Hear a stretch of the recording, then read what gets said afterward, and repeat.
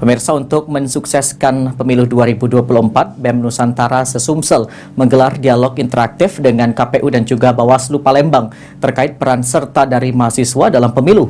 Selain itu juga mahasiswa yang tergabung dalam BEM Senusantara melakukan deklarasi untuk mensukseskan pemilu 2024.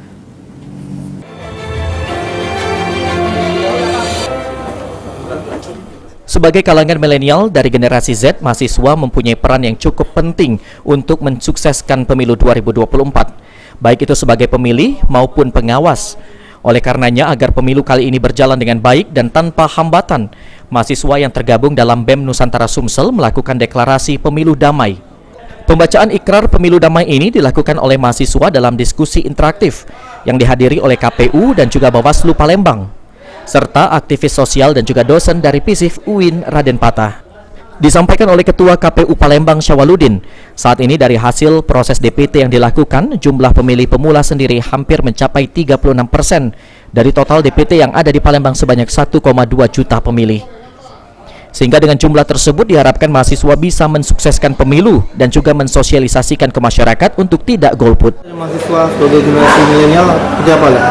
Bisa mensosialisasikan kan, ini kan peserta kita hari ini kan 9 kabupaten kota, bisa pulang ke daerah masing-masing untuk mensosialisasikan ke masyarakat tempat tinggal mereka. Itu yang pertama, jangan golput.